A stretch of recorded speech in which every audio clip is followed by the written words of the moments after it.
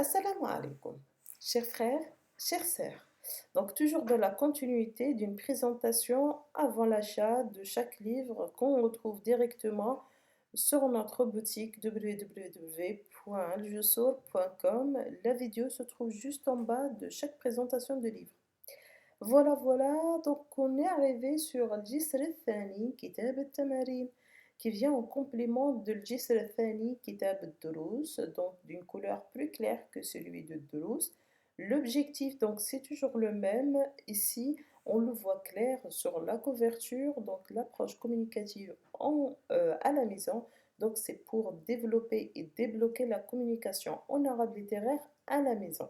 Donc, l'objectif de ce livre d'exercice, c'est vraiment pousser l'enfant à réutiliser les formules qu'on lui donne dans le cours dans d'autres contextes pour l'aider à bien simuler les formules et à bien simuler la communication, pardon, et que ça devient intuitif.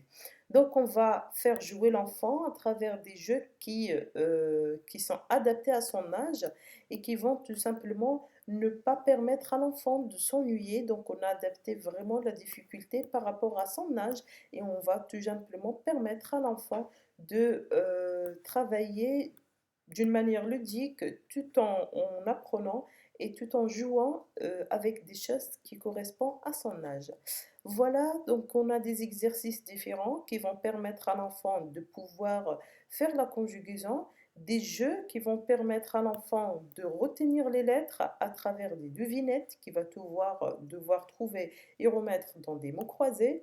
La lecture sans voyelle dans ce niveau, et d'ailleurs dans le niveau inférieur aussi, niveau 1, on va faire découvrir les mêmes textes qu'on retrouve dans le livre de cours, mais cette fois-ci sans voyelle. Ce sont des textes que l'enfant aurait déjà vus, aurait déjà lus et aurait compris. Et donc, on va pouvoir tout simplement lui présenter sans voyelle et qu'il va pouvoir les lire sans voyelle.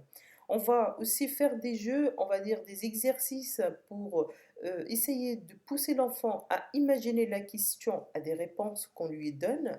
C'est pour pousser l'enfant tout simplement à pouvoir comprendre comment poser la bonne question pour avoir la réponse voulue. On va travailler l'oral, donc à travers des images que l'enfant va devoir décrire et à travers aussi un échange avec la muallima sur des différents sujets. On a choisi des images qui sont assez chargées pour que les enfants n'ont pas les mêmes réponses, pour qu'il y ait une variété de réponses dans la classe qui va permettre à l'enfant de mieux comprendre et de mieux apprendre de ses camarades.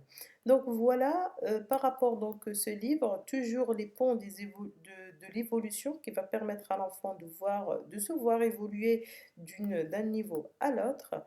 Et voilà donc pour ce livre des exercices qui a été donc fait d'une manière très recherchée pour développer la communication dans la maison et pour que l'enfant puisse assimiler la communication en arabe littéraire chez lui. Voilà, et donc je le présente, il a 60, à peu près 65 pages, 64 pages, et il serait en complément avec celui des exercices, pardon, celui de cours. Voilà, et puis je vous dis à bientôt sur la prochaine vidéo pour la présentation de niveau 3.